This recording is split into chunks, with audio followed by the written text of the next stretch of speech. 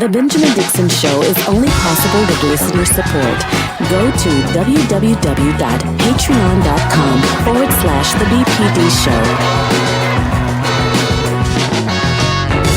Show. Today is Thursday, February 24th, 2022. And if you have been tuned into the news, you do realize where we are in the world right now. The world is a little bit closer to all-out war because of the actions of Vladimir Putin invading Ukraine. We're going to be discussing that at great lengths this morning. I'll be joined, as always, by Dr. Carl Mack, who is going to bring his insight. We're going to also be speaking to the rest of the team. Georgia Fort will be here on the clock. We have to keep our eye on the fight for justice here in the United States of America, and the fact that case after case, we are inundated with police shootings of Black people. So we simultaneously have to keep our eye on the ball of what's happening here in the United States, as well as what's happening globally. We will be joined by Terrell Starr. He is the foreign affairs journalist and non-resident senior fellow at the Atlantic Council, senior reporter for The Root. He is going to be joining us live from Kiev as soon as we're able to connect with him.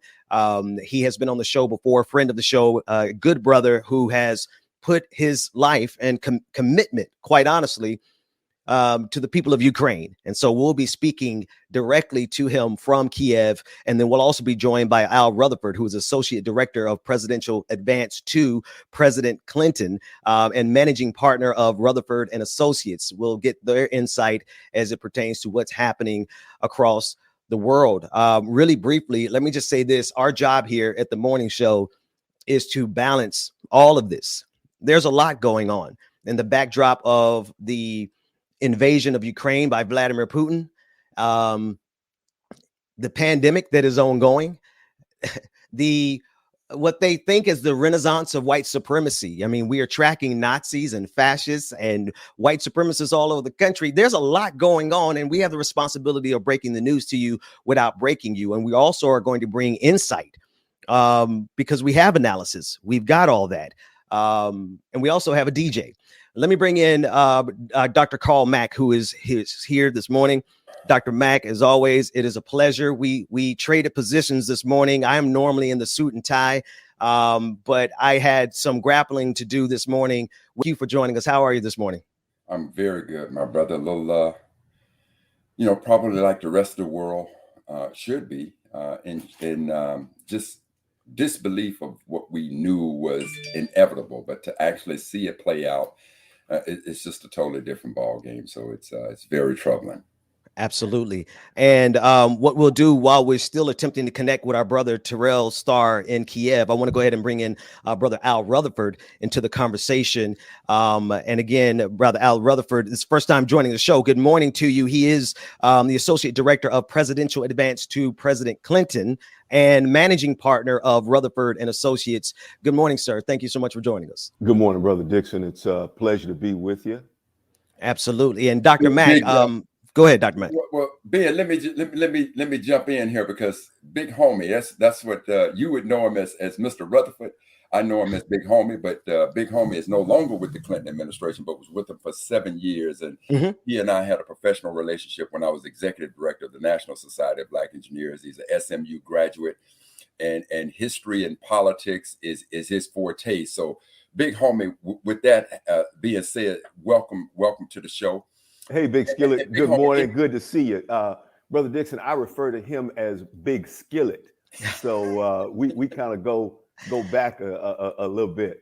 This is all proper. I really appreciate this, quite honestly, because if we're going to discuss the geopolitical situation that really has us at the precipice of an existential crisis, I want to do it with some brothers who refer to each other as Big Skillet and Big Homie. So, gentlemen, let's begin. The first clip I want to play is the clip of Vladimir Putin saying that he's going in to demilitarize Ukraine. I don't want to saddle it with my commentary yet, but there's a lot to say about the arrogance of this next clip. The People's Republic of Donbass asked Russia for help. In this regard, under Article 51, Part 7 of the Charter of the United Nations, with the approval of the Russian State Federal Council, and in accordance with the Friendship and Mutual Assistance Treaties with the Donetsk People's Republic and the Luhansk People's Republic, ratified by the Russian Parliament on February 22nd, I decided to conduct a special military operation. It aims to protect people who have been bullied and subjected to genocide by the Kiev regime for 8 years. For that, we will strive to demilitarization and denazification of Ukraine, and will bring to justice those who committed multiple bloody crimes against civilians, including Russian citizens.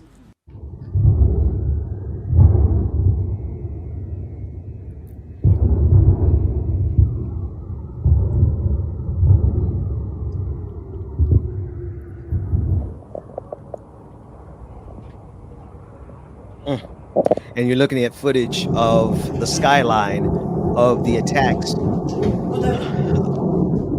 Now, Al, I know that there are many people today who still feel like they were caught off guard, that they really didn't think that Putin would go in. And I distinctly remember you and I having discussions almost 2 weeks ago, and I asked you the question, will Putin invade? So if you could give us some insight. Sure, no problem. Well, first off, let's understand a couple of things. One, Putin is lying, okay? The concept of why he is going in with this idea of demilitarization and denazification is ridiculous. So you got to understand who Putin is. Putin is an old line KGB guy who grew up in what was then the Soviet Union. And what he is trying to do, and he has said this before, is to regain the Russian Empire. And so he is going into Ukraine as part of that move to get back what he feels is his. But the concept, he is in essence made himself even more of a war criminal, and his arrogance has led him down a path that we see now with him attempting to go into Ukraine. But again, Al, why is it not surprising to you that he actually entered Ukraine? Well, Carl, here's the thing. The man has told you what he wanted to do and what he planned to do a long time ago. Putin has been in office in one way or the other for 20 years. And he said he wants the Russian Empire back. But specific to your question is this: you don't put 190,000 troops on the border overnight. This is a buildup that has taken months. He has 75% of the Russian military on the border with Ukraine. There's only 25% of the Russian military spread out through 8 different time zones in Russia. It would be easier for us to come in from Alaska and hit him hard as opposed to him, beating up on the people in Ukraine. I want to ask you a question. Again, thank you for being here this morning.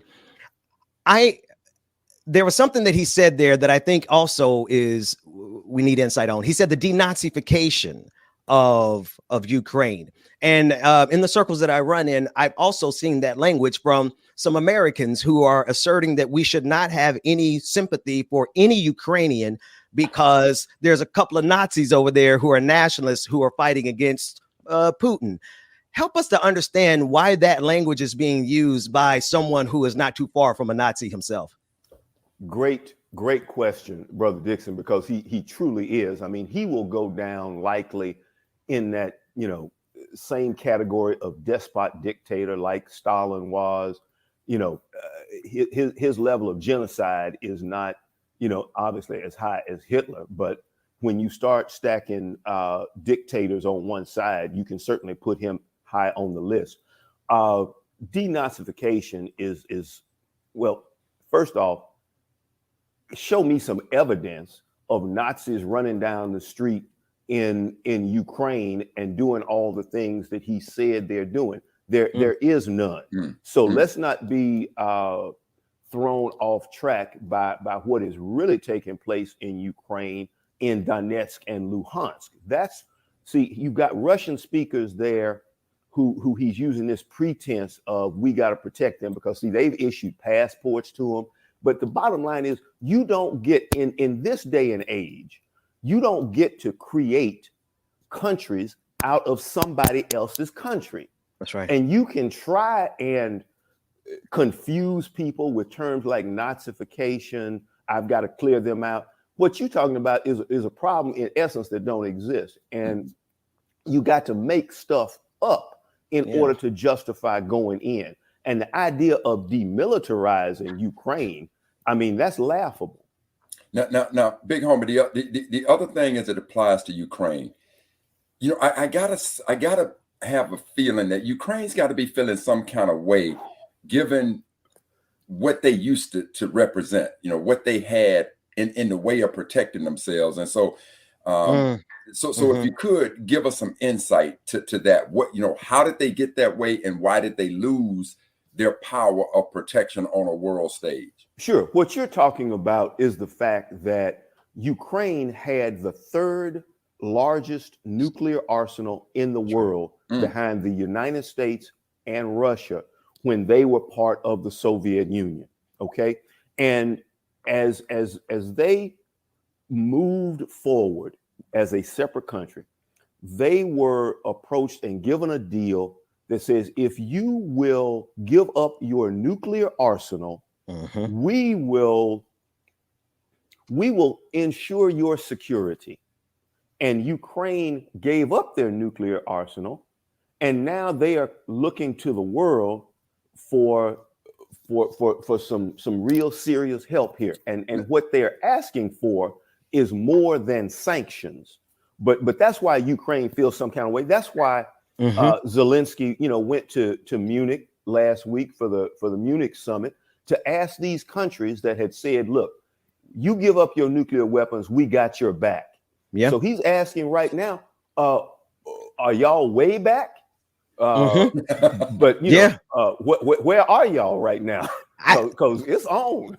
Brother Al, I have to say, you know, and you're in reference to the Budapest memorandum, which you're speaking of, the United States. I just want to list the people who were in part of that. What you were talking about. The United States, the United Kingdom, China, and France gave assurances, but Russia itself gave the biggest assurance that it would create this environment where Ukraine could have sovereignty. And yet now they played a really long game. I mean, this was not yesterday that this happened. They have been playing a long game, and now their sovereignty has been breached overnight. You're absolutely right. I mean, they gave up their nuclear weapons for what we refer to as security guarantees. And now we see that they are not secure. Their borders have been breached. There are at least 200,000 troops that could be moving into Kiev, to Mariupol, to Kharkiv.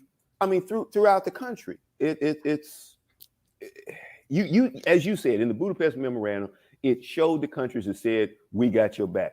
You ain't seen not one of them put a troop on the ground to help them. And even if you don't put troops on the ground, why didn't you build up their defenses so that they could defend themselves? If you say, listen, I can't go in and put boots on the ground, at least give the people something that they can defend themselves with, more than blankets and helmets, at least.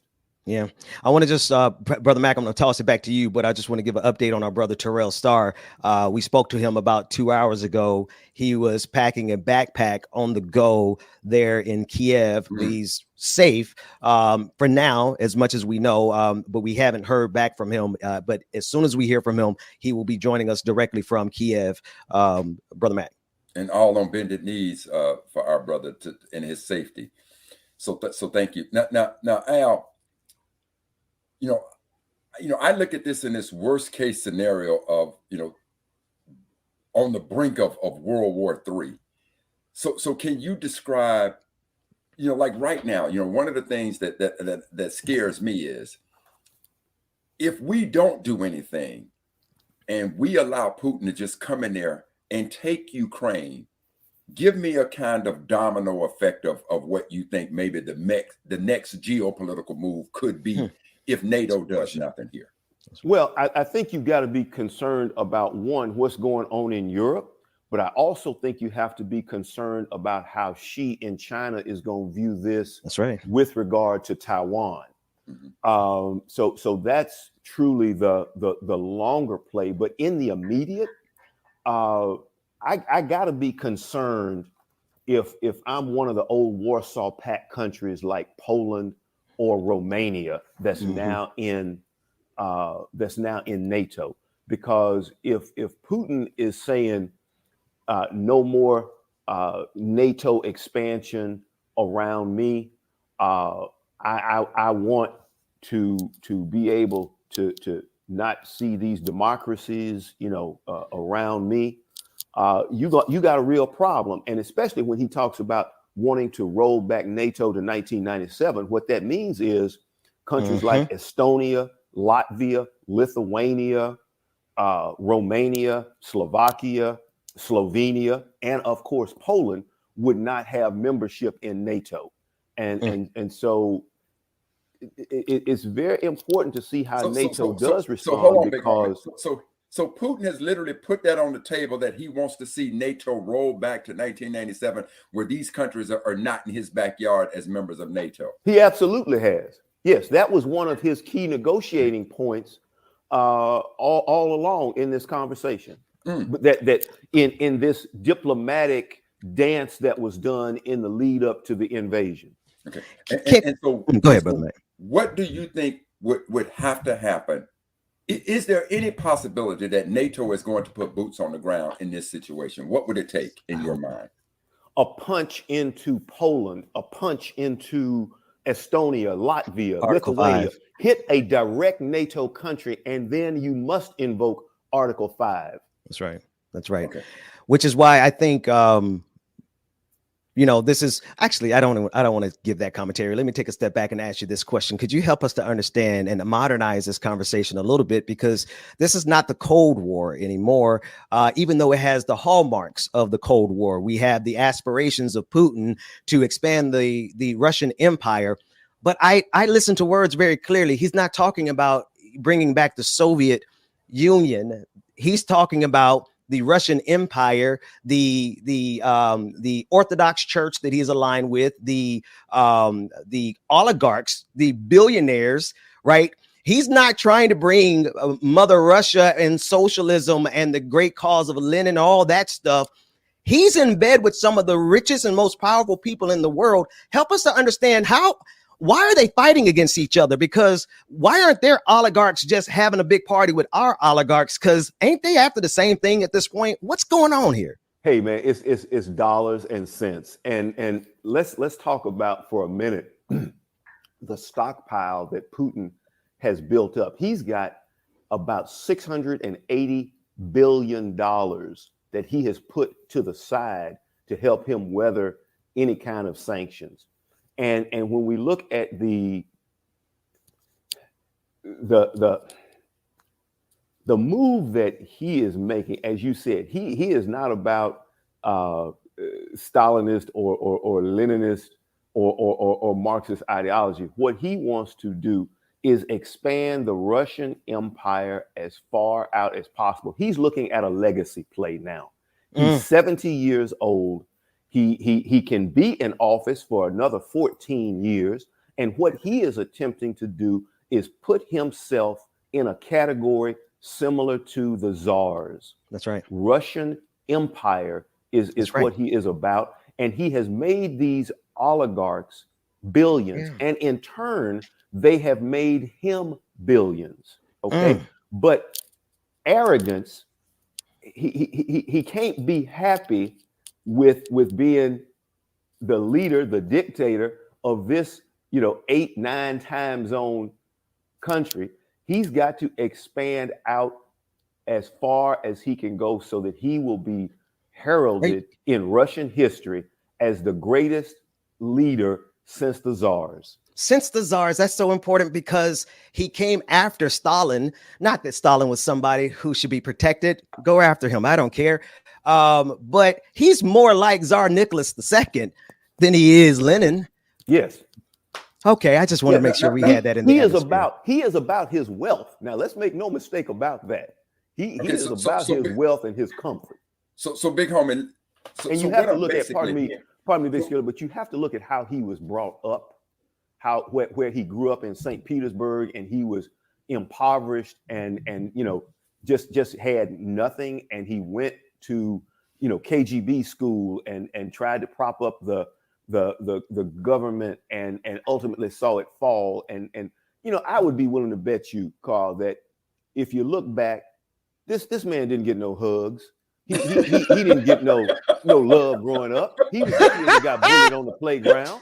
Man, you just saved my show. I was wondering, how am I going to balance this thing out? Thank you, Brother Rutherford. I needed that. Hey, bro, my God. This is what's up. I mean, if you just stopped my wife from having to come back here and bring me off the brink. Because that man needed a hug from his daddy, didn't he? That man needed a hug at some point, man. And look, I can tell you some things that happened on the playground that he's probably remembering today. And he's trying to inflict damage on people because of that.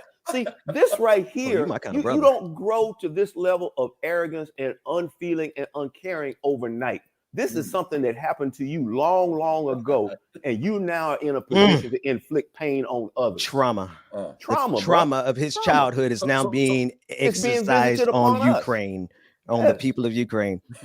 We got a clip of Trump, him being, but go ahead, Brother Mac. Sorry. Let me ask this question. Do you think that, first of all, do you think that NATO is reacting as NATO should in a collective?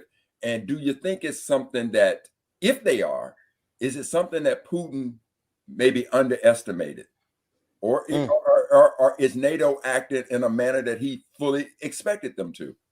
I think NATO is responding, and NATO has been much more together than I think Putin expected. I would agree. He thought, and this goes back to Donald Trump's presidency, because Trump was doing everything he could to break up NATO. That's right. And so Biden had to come in and try and rebuild those alliances. And I think that Putin was expecting that there would be more of a fissure in NATO. Now, I will tell you this. I was surprised when Germany said that they were sanctioning Nord Stream 2 because they get, I was pleased. I was pleased as well. But let's understand that, we don't really know Scholz that well. We knew Angela Merkel. She had been in office for over a decade. We kind of knew what we could expect from her. Scholz, on the other hand, just coming to office, didn't really know. So I was pleasantly surprised. And I guess his meeting in Washington a couple of weeks ago, helped shore up the relationship. But that was a very strong move because, Germany is really Europe's banker. Yeah. And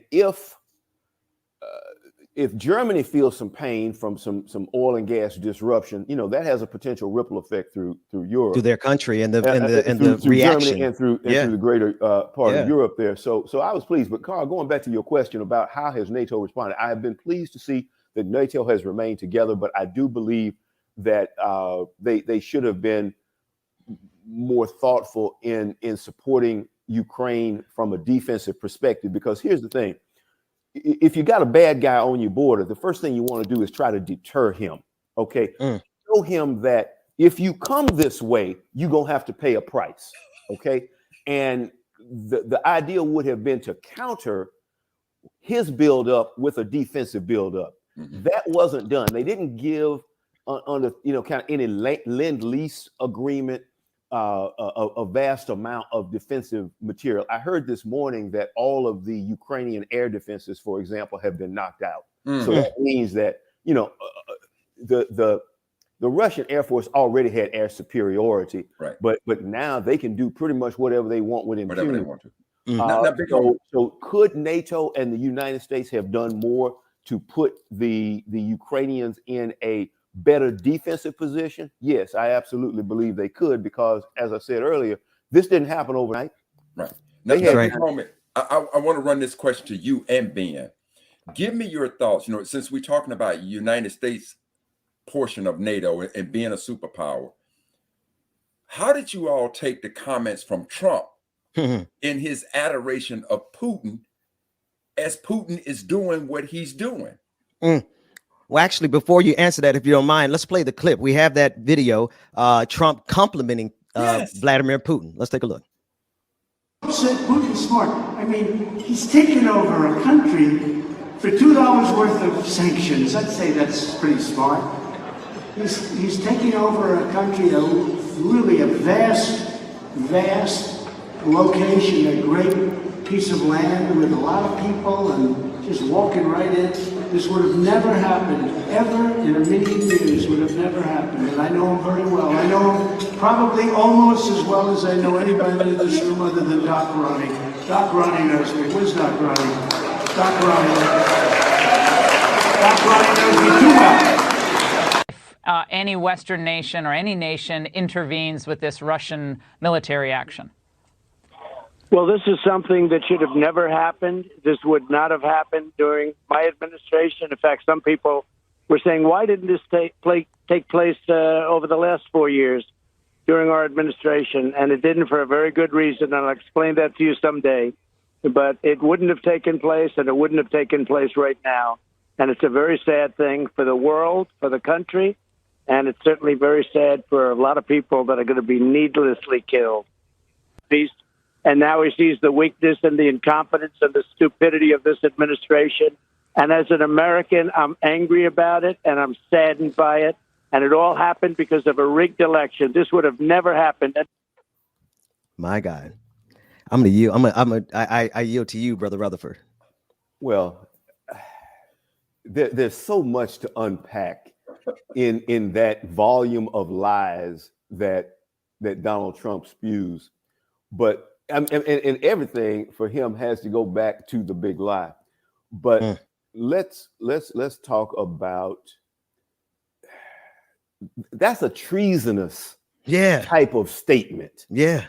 Coming from a former president of the United States. That's what to me is so disconcerting, but it's not surprising because Donald Trump is who he is. And we know who he is because we saw him up close for 4 or 5 years. And so to praise a man for a war crime gives you an idea of who he is. And I mean, he has shown us time and time again. And so I don't know what Putin has on him. I don't know if he's got tapes on him from the Ritz-Carlton in Moscow or, I can't speak to that because I don't know. But to have this type of sycophantic relationship with a man who is committing a war crime, because let's understand, you cannot just say that particular piece of land over there in Ukraine is now independent and I'm going to roll in tanks and troops to support it. You don't get to do that.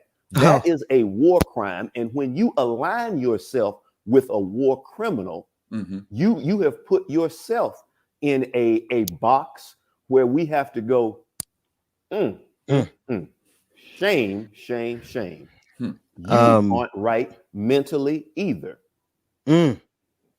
Brother Mac, to answer, I think we're dealing with people so committed to their whiteness that they would rather see the world dominated by somebody like Vladimir Putin than black folk.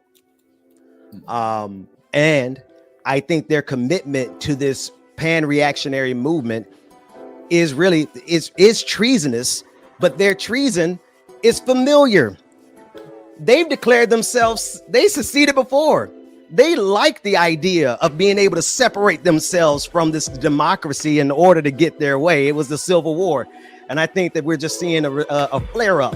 I don't want to call it a renaissance. It's a flare up of the Confederacy aligning with Russia. That's my thought.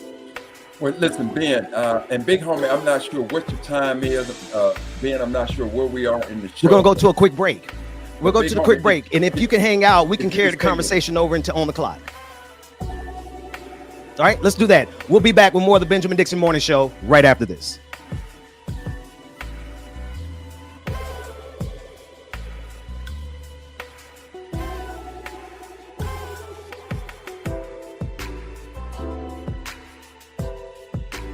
When I go with confidence, when I go we roll like hips and take my sip on it, take a trip on it.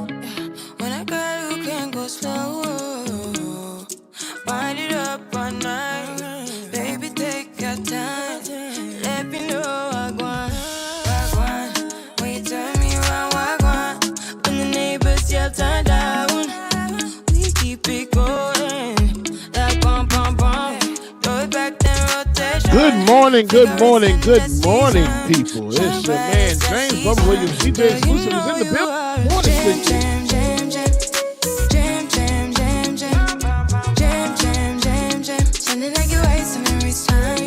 y'all make sure y'all stay tuned, man. We got more coming up next on the Benjamin Dixon Morning Show.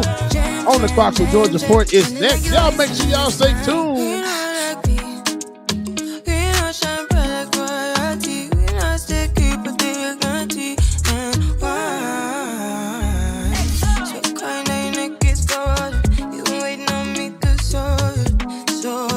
Hey, y'all make sure y'all check Slack, man. Georgia just sent the message.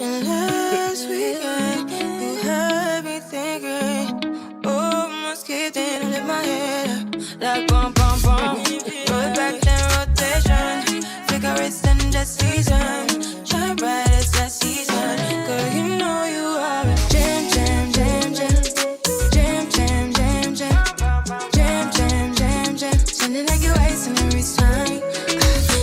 Good morning, everybody. Good morning. Welcome from Australia. What's going on, Mark? Welcome. Haven't seen you in a minute. Good to see you, Snack Panther. Good morning to you. Sonny Wright, good morning. First, last, first. Good morning. Good morning, Mama and Daddy. Good morning, Mama and Daddy. Love y'all, mean it. Ryan Rittenwire, good morning. Latino Miss Nuru. Kiki Streets, good morning.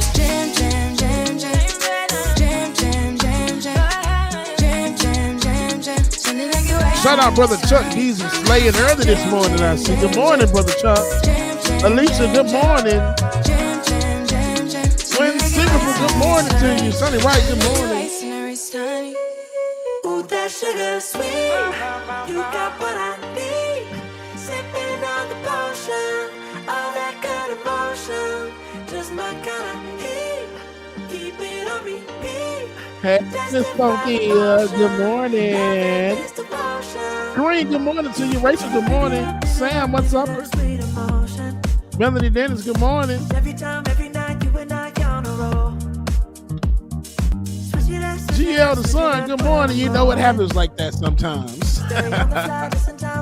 Lily, good morning. Brenda Johnson, good morning to y'all. Taking control of my life. I want to run the red lights. I've got to run this show. You always take me so high. Craig and Lennon, good morning to you.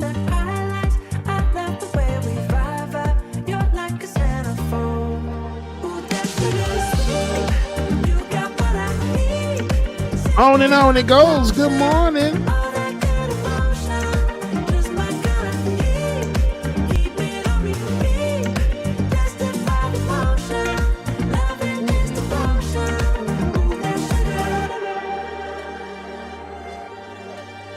Shout out Roller Dragon. What's up, Tiger? What's going on, Tiger? Brother Bryce, what's up?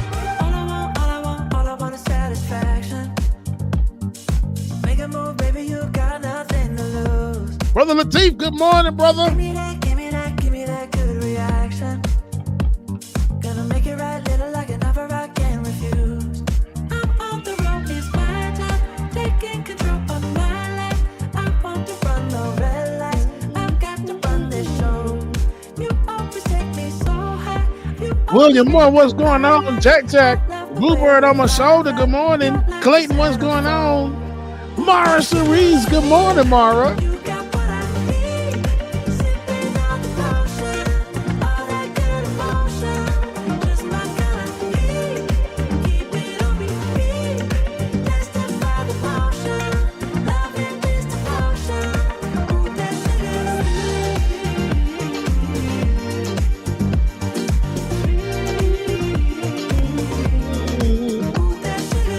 Truth the Dragon, good morning. Love you, mean it's true. Hope you have a great day.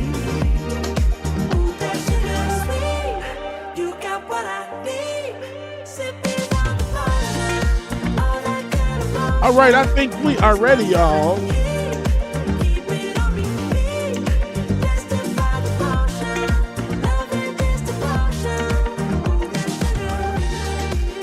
All right, everybody, it's time for my sister from another Mr. Georgia Ford is on the clock. It's coming up next. Good morning, everybody.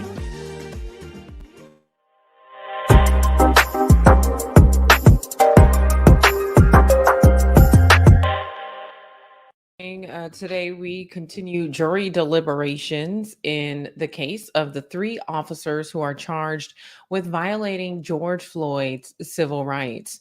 Now, in this trial, we know that all 3 defendants took the stand in their own defense. But how exactly will this trial turn out?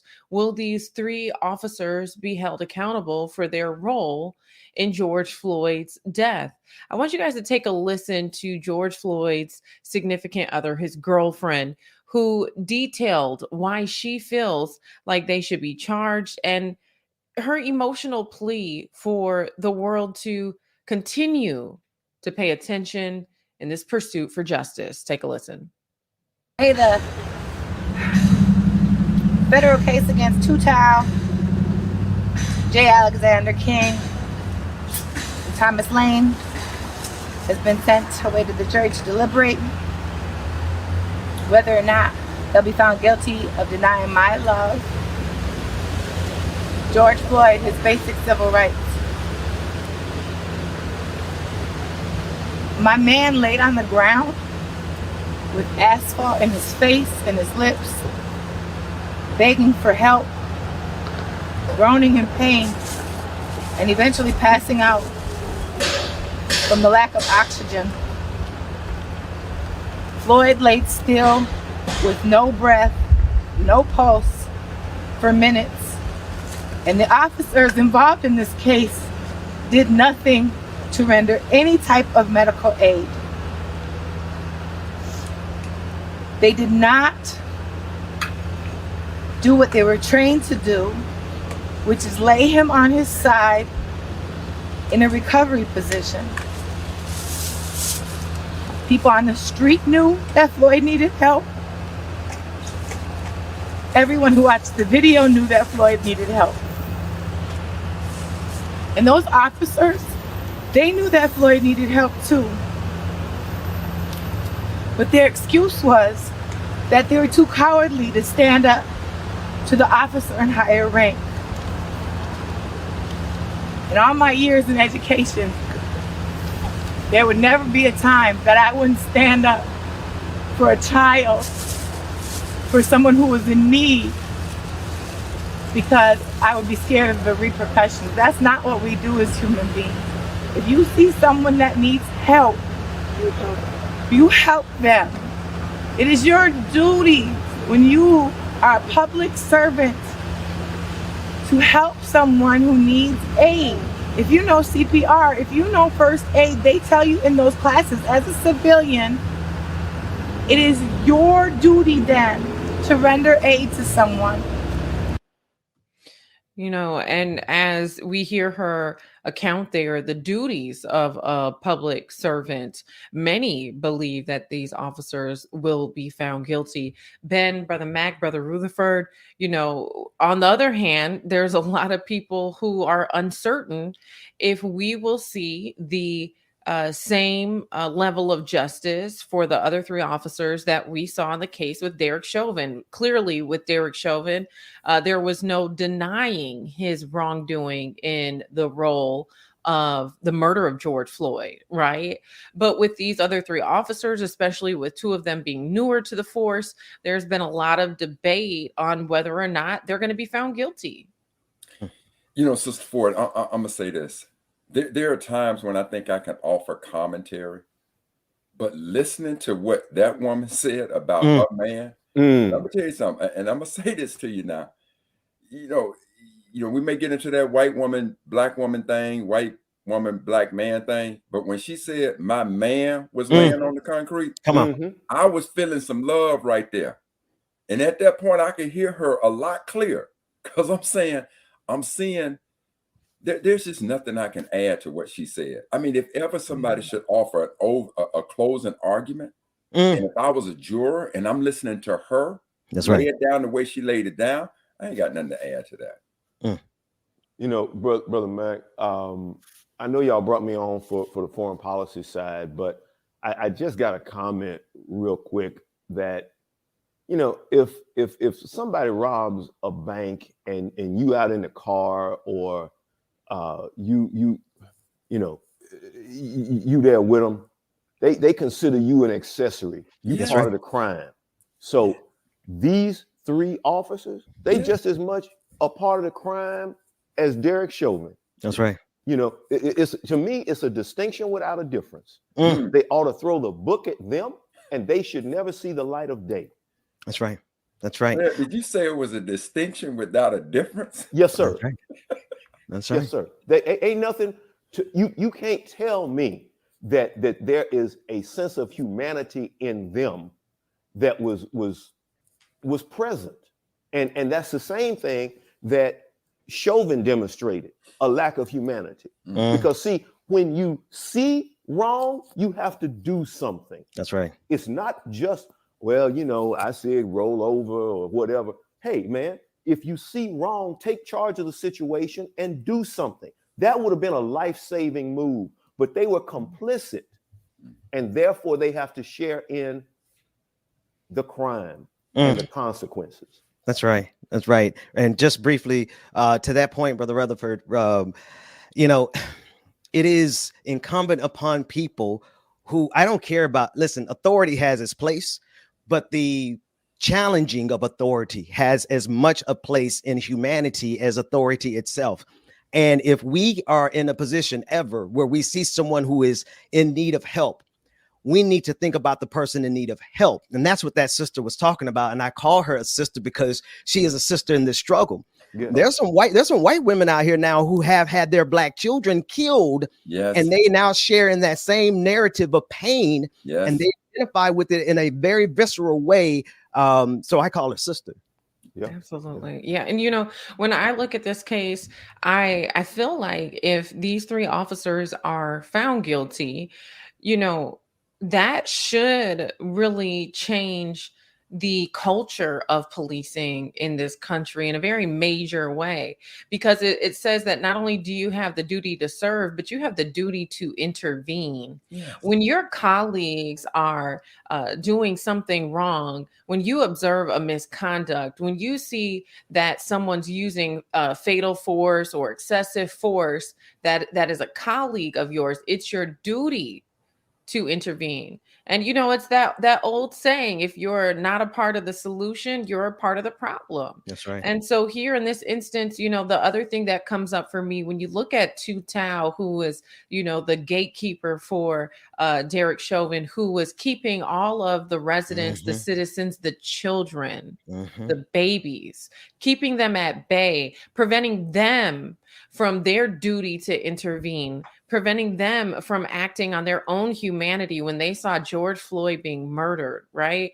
Tu Tao stood there and he defended Derek Chauvin's actions. But when you think about him also, I think we may have lost as George a man there. of color, it brings and how it with Tu Tao, I'm not sure if I'm back, but when you look at Tu Tao, who's also a man of color, it brings up again this idea of anti-blackness. Yeah. The closer you are in the proximity to whiteness, right, the more susceptible you are to have ideologies of anti-blackness, and you could see that embedded in his biases when he told people who were standing on the sidewalk, look, you guys, this is what happens when you use drugs.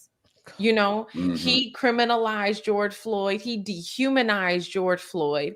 And I think, yes, absolutely. It's because George Floyd was Black, and Tu Tao has the superiority complex that most white folks have. And he also has, you know, Like, to me, he just expressed sentiments of anti-blackness in his responses to the people on the sidewalk. And in our community, you know, as much as we're having conversations about allyship and solidarity, we also need to be mindful that just because you're a person of color doesn't mean that you can't hate us too.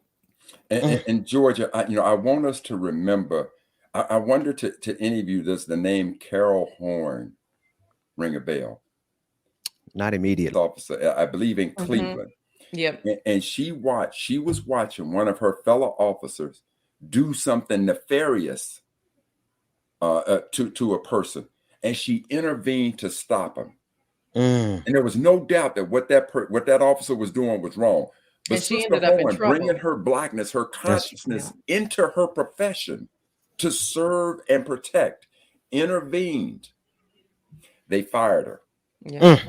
They fired her, and that sister has had to fight for over a decade. And I want to believe that it was on the heels of the death of George Floyd that the white superiority system in Cleveland came to some level of understanding that I think now that she may have just gotten her pension back, but I'm gonna have to look into her case a little bit further. But that sister has been fighting for decades for wrongful termination for trying to do the right thing. Wow. Brother Rutherford. Yeah. You know, I do remember that story. Yeah. This to me is soul crushing because we see it every day, and I'm just hurt that we are still having to fight this battle today. But we have to go back to America's original sin, and until America comes to grips with that, we're going to continue to have the issues that we have. We have to, there is a blue wall that we run into about truth and what's going on the streets. There is this protect them at all costs mentality, and we have to break through that, and we have to do that by hiring the right people, not just folks who want to carry a gun and badge and inflict, authority. And I use the word inflict authority as opposed to, using their authority judiciously. That's right. We have to be about bringing better people into policing, changing the way that policing is done, changing the training, and ultimately weeding out the white supremacists that are within law enforcement. That's right. But being in Georgia, and Al, let me ask Georgia specifically. I want to ask you because you've done so much reporting on this, and we keep talking about when is this going to end, Georgia? In light of everything that we're doing, and I think some of these things are moving us into the right direction. Body cams, the fact that we're seeing some of these folks held accountable. But Georgia, what do you think? How do you think the impact to this type of behavior would be if instead of the civil suits being paid from taxpaying dollars, the civil suits were coming out of police union pensions? Do you think that would help curtail any of this behavior?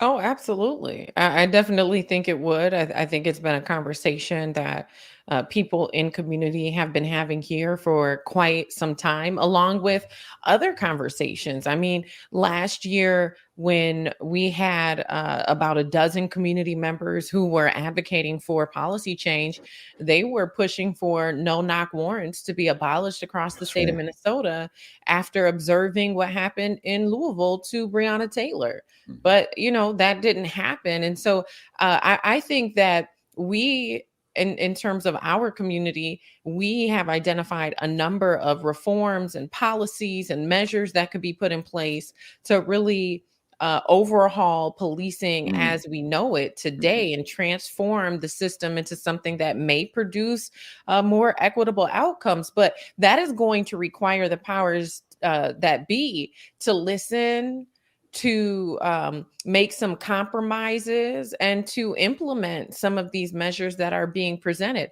One of the people who was leading on that was Jonathan McClellan, who has, really been one of the main community leaders at the forefront of this policy change. He spoke yesterday too.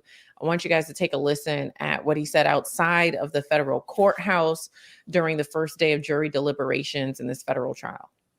On the eclipse of a civil rights trial, one in which Derek Chauvin has already pled guilty, the others failed to accept their role in the murder of George Floyd. Derek Chauvin violated the public trust and showed a blatant disregard for human life. The results of his brutality and the complicity of his co-conspirators have caused immense damage to our community, primarily of color, and broken its most sacred capital, the public's trust. Further, this incident has sparked outrage around the world. The sentence of the court of 22 and a half years was a good start, but we feel it did not reach far enough. Derek should be serving life in prison without the possibility of parole. This trial is not about what the three officers did. It is about what they failed to do. This trial is about George Floyd's constitutional rights, due process, his inability to get medical attention, and the blatant disregard from these former officers to see the humanity in George Floyd. We know Derek Chauvin had his knee on George Floyd's neck, depriving him of life. Jay Alexander stood behind Derek Chauvin and failed to do anything, while Thomas Lane held down George Floyd's legs. Tu Tao claims he attempted to control the crowd on the street, but watched and did nothing to help keep George Floyd alive, despite his pleas. These three officers each had a role in what Derek Chauvin was doing as he knelt on George Floyd's neck. We call that aiding and abetting. They need to be held accountable for how they failed to behave as law enforcement, as they stood by while George Floyd was deprived of his basic human rights. These officers could have saved George Floyd's life, which makes them guilty as Derek Chauvin. These officers failed in their most basic duty to protect and serve. Instead, they collectively committed murder. They should be found guilty, guilty, guilty as accessories to murder, period. Thank you. And so we know that right now the federal trial is happening, but in June, they are also going to be on trial on a state level on additional charges. So as the jury continues deliberating today, we'll find out whether or not they're guilty of violating George Floyd's civil rights if there's a verdict today, right? But then again in June, they're going to be on trial again in June. What I'm reminded, you guys, is like the integrity of this country is not represented when everybody's looking. The integrity of our country is represented on what we do when no one is looking. And so what concerns me is the world was watching the Derek Chauvin trial, and so yes, they produced some semblance of justice, right? But when you go to Burnswick, Georgia, where Ahmaud Arbery was murdered, where he was hunted down, when no one was looking, they did everything that they could with the cooperation of the local district attorney, who is now charged with obstruction of justice. They did everything that they could when no one was looking to sweep that under the rug and act like it never happened. That's right. And I feel like similarly, we've seen that even happen here. When you think about this being the epicenter of a global movement for police accountability, and then just a month or two after Derek Chauvin was sentenced, Winston Smith was fatally shot by a federal task force just a mile or two away from where George Floyd was murdered. And nobody knows about that. Why? Because the integrity of this country has eroded. And so, when everybody's watching, America is going to try to uphold these values that we've portrayed for so long. America is going to try to show that we have integrity, and we're going to do the same thing, that we're not a racist country. But when no one is looking, And that's really the true definition of integrity, is how do you behave when no one is watching? And our country just continues to show us, it's city by city, state by state, that if ain't nobody watching, we're going to try to sweep it under the rug. And so that's what really concerns me when we evaluate not just what's happening in the cases of the officers who are charged with the murder of George Floyd, but when we examine the state of this country in terms of its relationship with Black people. Georgia, you literally, sister, I don't know if anything could be more profound of what you said. As you were speaking, Manuel Ellis comes to mind. Manuel Ellis is a young brother who was killed in Tacoma, Washington. And Ben, remember we had Attorney James Bible on to talk about that case. His case was absolutely, it was frightening how close it was to Ahmaud Arbery's case. The crime occurred. The local officials had all the footage, all the evidence to show that something was wrong, and they buried it until somehow it came to light. Manuel Ellis' situation, the exact same. Now, the situation being that we were talking about with the brother down in I think Brookhaven or Hattiesburg, Mississippi. Yes, Brookhaven, Mississippi.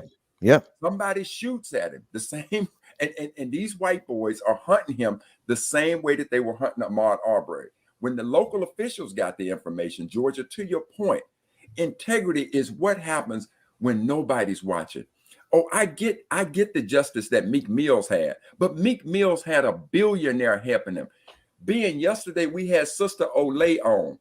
There are brothers stacked in Rikers Island. That's right. Like slaves on a ship, because they don't have everybody watching, as you have so aptly said, Sister Ford. You couldn't have said anything more profound. And as you were speaking, my brain was literally exploding with examples after examples after examples of it. That's right. And I think to that point, sister, until we can get to a point when justice would render righteousness when nobody's looking, until that mystical, magical day occurs, we ain't there. Yeah, Brother Matt, just to your point, and Sister Force, in order for us to get justice, we got to have video. Yeah. If we ain't got video, we don't stand a chance. Well, Sister Georgia, as always, even when we do have video, it's rough to get to the right verdict. That's right. That's right. And then they have empathy for them and ask us to shed a tear, and then only give them 16 months. Right. Sister Ford, thank you as always for everything that you're doing, and the coverage and the attention that you're bringing to this. We have, and it's unfortunate. There are just so many more stories that we haven't had the time to cover this morning. But I just want to appreciate you for keeping us on the clock. Always. Thank you. When we come back, we'll be joined by Brother John Nichols of The Nation, and we're going to keep the conversation going on about Russia. We'll be back with more of the Benjamin Dixon Morning Show right after this.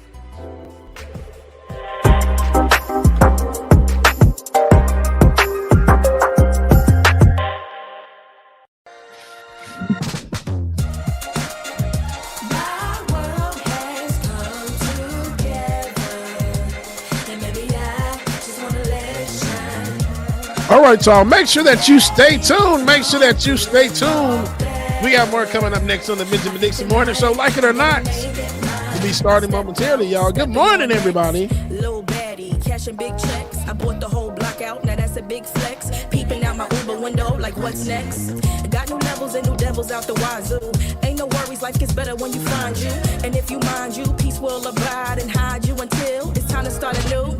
So live it up. We grown, ain't got no curfew. Who brought the bad vibes? Tell that bitch move. Walking all in my inner. Laura Estrada, good morning. Good morning, Brenda. But I've been in the wind, been had wings. I was always this fly. Oh yes, and that's probably why you're mad. Don't let Evie turn you into a trash bag. So get glad, find out why you said. All right, y'all, and don't remember tomorrow. It Hustle. Good morning, Juanita. Good morning. 1ATL Country Boy. Good morning to you, Boss Banana. Good morning. Don't y'all forget tomorrow it is going down. Patron party. Make sure that you have your face in the place, man. Last patron party is Black History Month, and we celebrate our blackness every patron party, so regardless. But tomorrow it's going to be extra crispy, black and brown. The blackest burgers that you ever seen, kind of black. That's what I'm talking about. Kind of black. And we're going to take y'all everywhere, man. We're going to take y'all from the 80s to the 90s to the day. It is going to be a party that you do not want to miss. 9 p.m. tomorrow. 8:30, if I'm not mistaken, we're doing some Q&A beforehand. So y'all make sure y'all have your face in the place, man. Patron party tomorrow, all black edition again. Y'all come ready. Extra crispy black. Whoop his gums. I ain't fooling with y'all today, okay? You in the big world of danger. I put the work in. Now I got the big bags that you call Birkins. My world has come together. And maybe I just wanna let it shine. There is no good or better. I think tonight I'm gonna make it mine. Snack Panther, go away. My dog Snack Panther said the bottom of Suda's people keep black. Hey, that's black.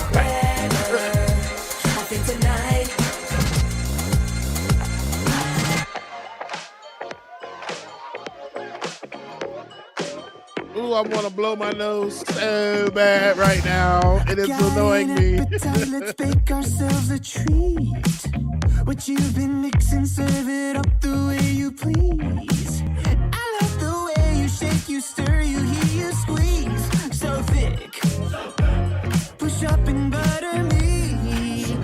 Push that, shake that, smack that, mix that, help that, marinate that. We don't need a recipe.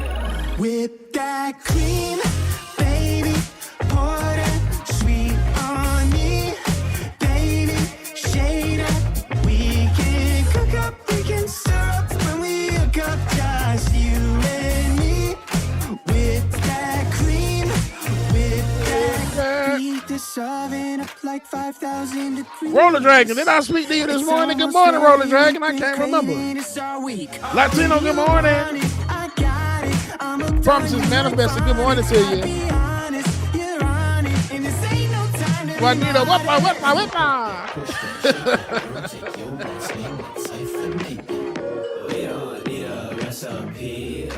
Whip that cream, baby. Pour that sweet on me, baby. Shade it. We can cook up, we can syrup when we hook up, just you and me. Latino, you as well. Hollywood, good morning.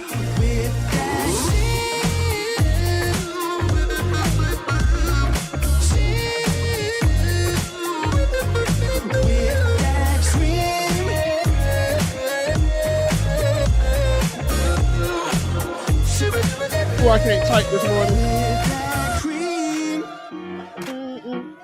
And that's sweet on me.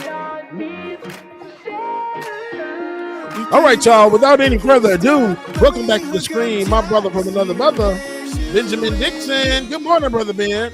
And DJ Exclusive, as always, thank you for doing what you do, keeping us nice and balanced with the music. I want to bring in friend of the show.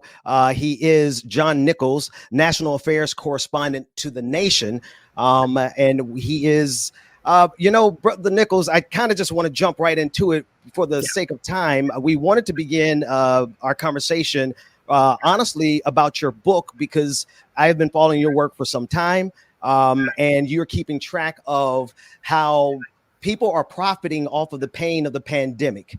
In the backdrop of that, I still have Dr. Mack with me and Brother Carl Rutherford because of everything that has happened overnight in Russia.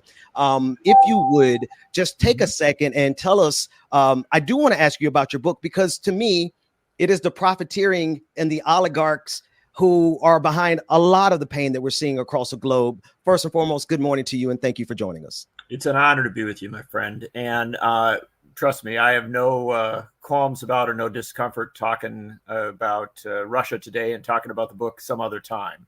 Absolutely. I'm with you. I appreciate that. Let me go ahead and bring Dr. Mack and Brother Rutherford back into Al Rutherford back into the conversation, and then come to you first, Brother Nichols.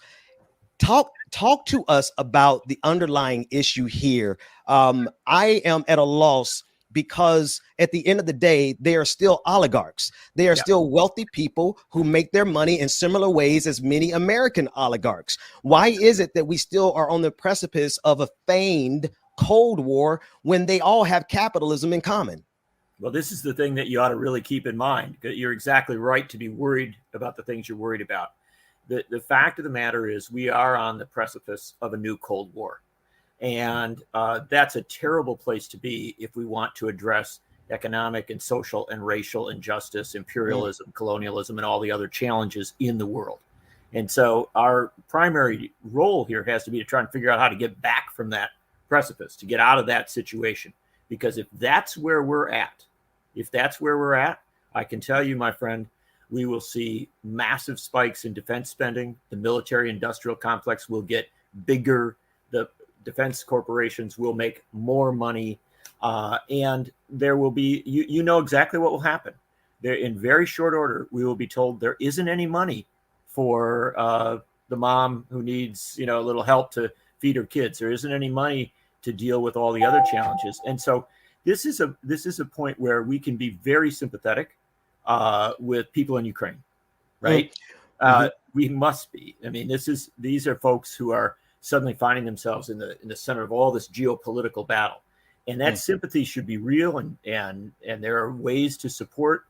Congresswoman Barbara Lee very wisely said, "Look, we should be in the forefront right now of getting ahead of refugee crises that are likely to develop, etc." That's right. But when we have our broader picture, right, when we look at this whole circumstance, what we do need to understand is that, as 43 members of Congress said just 2 days ago in a letter to President Biden, any effort to escalate U.S. involvement in this needs to go to Congress. There needs to be an honest debate about how we want to do this, and Congress needs to be brought into this. At the same time, we really need to prioritize everything we can do with diplomacy, everything we can do with care for refugees, everything we can do with humanitarian aid. I would counsel against any major increase in military involvement, because at the end of the day, we know how that ends. And so, a few things to put on the table. Absolutely. I want to yield the floor to Al Rutherford. I know your time is limited, but I want you to get in here. No problem. I appreciate that, and I think to Brother Nichols' point, it's very sound and very salient. We've missed the opportunity to deter Vladimir Putin from this incursion or invasion. So now it's necessary that we provide the support and assistance for this looming refugee crisis. Now, I did go back and look because I wanted to see what the specifics of the Budapest Memorandum included when we talked about security assurances.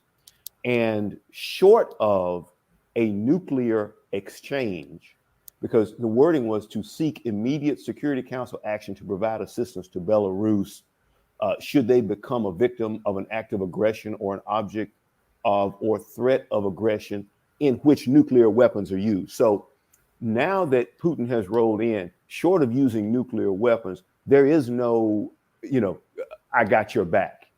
And so we will not, and I also agree that if you were to put troops on the ground from the U.S., and I don't anticipate that, Biden has been pretty clear on that, but yes, you should have some type of congressional authorization and oversight. Because see, when we got into Vietnam around this so-called, and I question, I'm not 100% sure that there was an incident in the Gulf of Tonkin.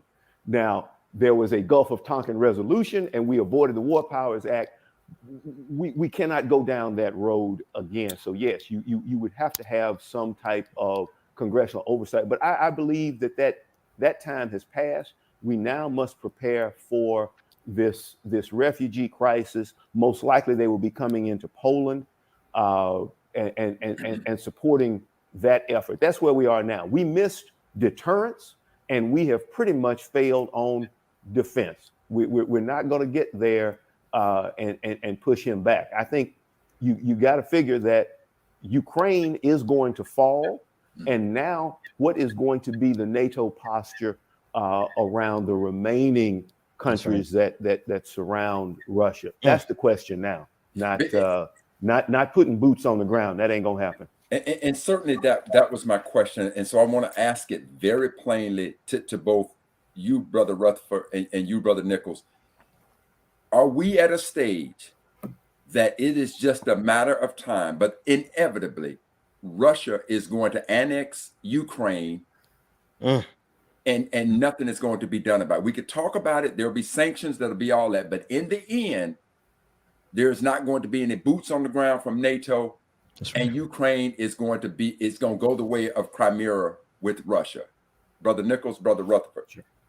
Well, let me go first, and then I'll defer to the wisdom of others. The best answer to that is we don't know.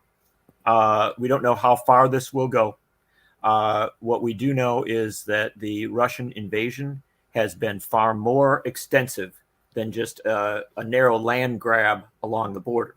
This is gone far deeper. Where that ends up is still somewhat of an open question. If the Russians are seeking to destabilize so that they then can make a smaller land grab and then might yet go into negotiations, we'll see. Obviously, there are going to be urgent efforts to do that. If it is a full-scale invasion of Ukraine, I think there's the reality that the Russians have the capacity to probably claim this territory, and that NATO is unlikely. It just isn't going to enter in. Remember, Ukraine is not a NATO country. That's right. And so we end up in a situation where the question you ask, which is a critical question, leads to at least the possibility of what you suggest there, that possibility that you anticipate.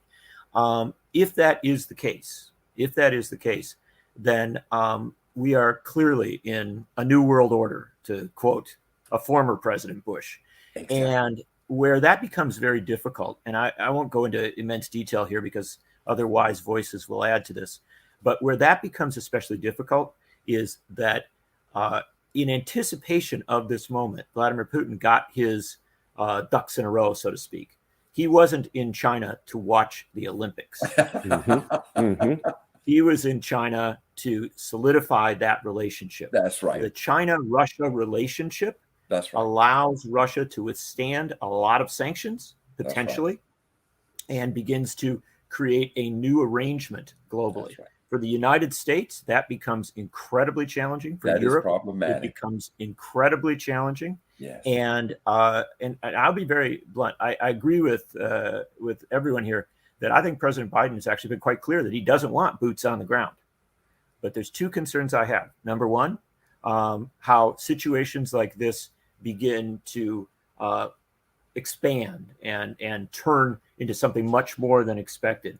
We had a reference a moment ago to Vietnam. Remember how Vietnam led into Cambodia, into Laos, into other areas. As refugees go into Poland, if that is the case, then suddenly you're in NATO territory.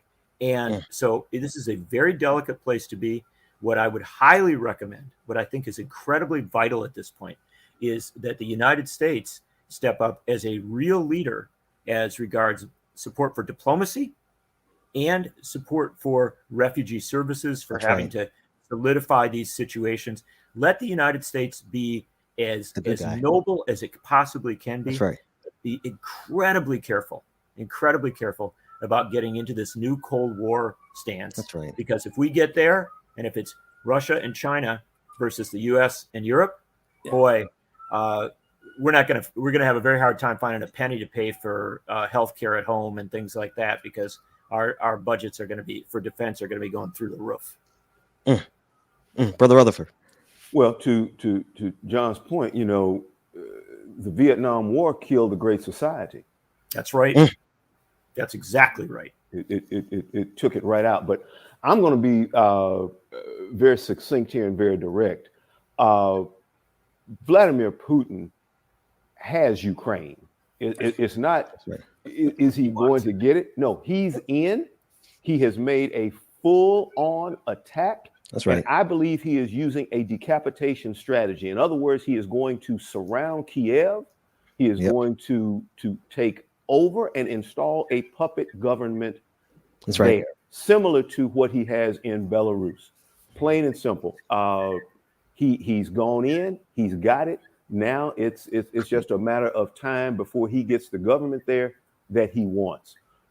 We have to hope that this does not spread beyond Ukraine, because that has some very dire consequences to it, on top of what has already been done by when I was, a kid. We used to call it ganking. He has ganked Ukraine. Now the question is he done for the moment? And that we'll have to wait and see. I'm particularly curious, Brother Mac, on how you think the markets are going to react to this situation today, tomorrow, because it looks to me like there's a lot of dollars being lost in the pre-market. Do you concur? Do you see something different there? Without question, yes. As Putin's aggression has intensified beyond what Wall Street tried to price into it. The market shuddered real hard yesterday. I want to say it dropped 350, 360 points. Last night, when the invasion started, that is now doubled. The market is down, 700 points. And so we're going to see, a lot more of that, because I don't think the market priced that in. So, but John, I got to tell you, the book that you have written, and when you're talking about this new world order, that is where I'd really love to spend a whole lot of time talking about, because, and I just want to turn it back over to you, because again, when you talk about this new world order, you are absolutely right. And Al, you and I spoke about this. We knew that Putin, first of all, folks who didn't think Putin was going into Ukraine, I don't understand how you didn't see that. You don't move that many troops, that much infrastructure. And then, big homie, if I'm not mistaken, you talked about blood supplies that he moved there. Yes, hospitals and blood supplies. Right. They have a shelf life. Ain't got they got a certain shelf life. But we knew, back to your point, John, he didn't go to the Olympics to see the Olympics. He went there to shore up his relationship with Xi. And Xi said to him, listen, I understand what you want to do, but don't rain on my party right now. Let's get this party known as the Winter Olympics out of the way. And when that's done, you do what you need to do. And yes, we'll be there with you. So John, I wish you would just go into this new world order thing of what you think is going to take place, because you're correct. One of the things that kept Russia at bay was that we were more friendly with China than Russia was. But now that's gone by the wayside. And so I turn it over to you, John, because I know you got some insight that I really want to hear. Well, your insight is just as valuable or more than mine. But I'll throw a few thoughts here. Look, what we witnessed over the last couple months was the equivalent of when if the four of us decided that we want to get our mind off all this and we're going to go see a vampire movie, right? And we're like, oh, it's got all these nice people in Edwardian clothes running around, doing all these, going to parties and stuff like that. But we know something's going to happen, right? We know that the vampire is going to show up at a certain point. Well, and we know we're going to get scared. That's why we went to the movie. Well, we've watched for a couple months now, right? As everything followed exact pattern. This is not an unpredictable thing. There isn't a surprise here, but we're still going to get scared, right? And the moment has come. And so now we are at the point where any logical calculus would have seen where things are headed. That's right. But it's happened, and we're a little bit shocked, right? That's the bottom line. And so what we ought to do now is sort of grow up, kind of leave the movie theater, right? Come into the real world and start believing what we know is happening and is going to happen. Right. This is very hard to do, because you're exactly right. The markets didn't even anticipate this fully. They had built in a little bit of preparation for this. They didn't see it going this far. Right. Mm-hmm. And so when you know this about capitalism. Capitalism hires the smartest people in the world to tell them what's going to happen so that they can get ahead of things. That's the simplest calculus ever. Mm-hmm. So you know that if they're surprised, right, This has gone to a new point. What we as people think about policy, as we think about how we deal with the world, is we've got to now rethink as well and kind of begin to calculate out where this thing goes. Here's what I will tell you. There is a new world order that is developing here. And whether you like it or not, there's a reality to it. Putin spent not just a day. He didn't fly in and do a quick summit. He wasn't like Blinken jetting around Europe. He spent quite a bit of time in China. And you notice that he fell asleep at the Olympics, right? So I just put that into your calculus. He's sleeping at the event. He's, this the big high profile event. What's he doing when he's awake? Right? He's meeting with people. He's talking to people. He's putting things into place. And so I think that Russia-China relationship right now is more well developed than I think a lot of people may anticipate. I agree. Yeah. Absolutely. John, Absolutely. I've got a quick question, if we could. I'm interested in your thoughts on how this affects China, Taiwan, as she is looking at what is going on in Ukraine. What does this foretell for Taiwan? Brother John, if you could, in about 60 seconds. It's really fast. Look, you answered your question is Hong Kong, right? 20-some years ago, we thought Hong Kong, we got this, it's going to be somehow different. It's going to be easier. Well, no, what's happening in Hong Kong gives you a very good example of the fact that China does want territory. It wants the territories it thinks belong to China. And so I don't think that China will move quickly on Taiwan. I think the Chinese are very calculating, very thoughtful in how they approach things. But I do think that risk is there. And I think it becomes greater now, right? Because of what has occurred here. And so, again, the quickest, and just to pull the circle tight here, what is going to happen is we've got to now look at the world in a much more thoughtful way. I think the United States has to try and rebuild relations with China. I don't think we want to be at odds with China. I think we've got to try and figure out how to solidify Europe.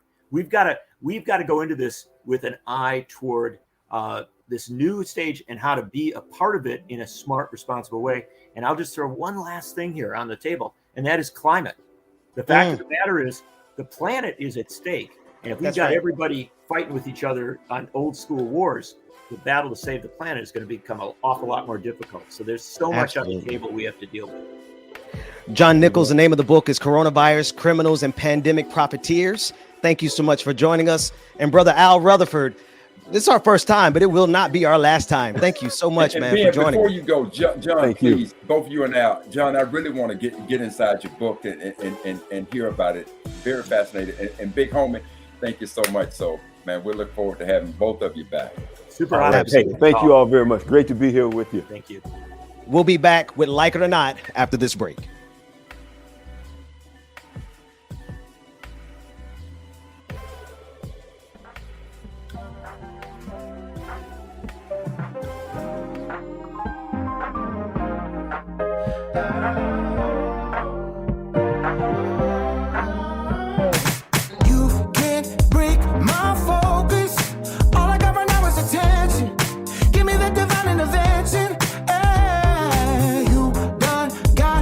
All right, y'all, make sure that you stay tuned. Like It or Not is coming up next with Rebecca Azor. Good morning, y'all. Y'all stay tuned. More coming up next with the Midget Blitz Morning Show. Good morning, all. Watch me rise. No more anchors holding me down. All I need is more. One more hour, one more minute. One more chance for me to win it. Yeah, I want more. Every time I dream, I catch it. I know how to make it happen. But I want more. Climbing every mountain. Keep both eyes on the top, on the top. And nothing's gonna tell me to stop. Oh, push me through the fire. All I'm gonna feel is the heat burning underneath of my feet. Mary C, good morning. That A, what's going on? That A, what's up? Six Dragon Daddy, what up, bro? No more anchors holding me down. All I need is more. One more hour, one more minute. One more chance for me to win it. Yeah, Y'all, crazy song. I mean, crazy story. I once had a hen that could count her own eggs. Yeah, y'all know I'm from the country. So I had a hen that could count her own eggs. He was a mathematician.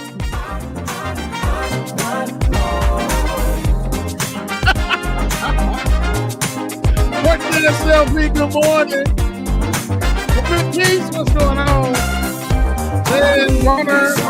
I get this messed up every time, Jack. Good morning. All I need is more. All I need is all I need is all I need is all I need is more. All I need is all I need is more.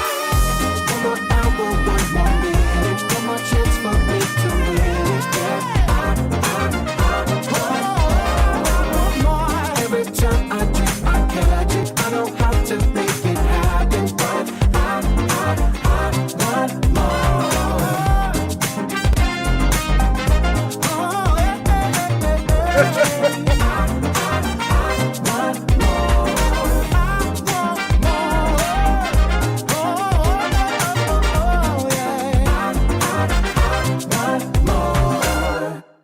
Y'all, I had to fire my fruit delivery driver today.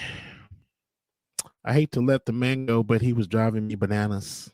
Like it or not, it's going down. Y'all know what time it is. Y'all stick around. Oh, Rebecca Azor is coming through. You know she got a good story for you. Oh, Benjamin, that's my dog. This is filibuster remix coming soon. The filibuster remix. Y'all ain't rolling back to that. I am your DJ. DJ exclusive. Y'all know who I am.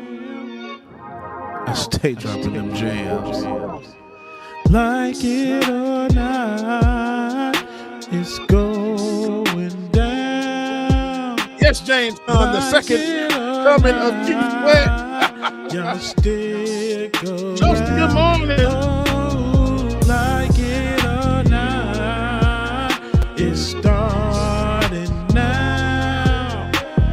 Like it or not, it's about to go down. Good morning, everybody. I think David missed it. Good morning, everybody. It's about to go down. Like It or Not with Benjamin Dixon starts now.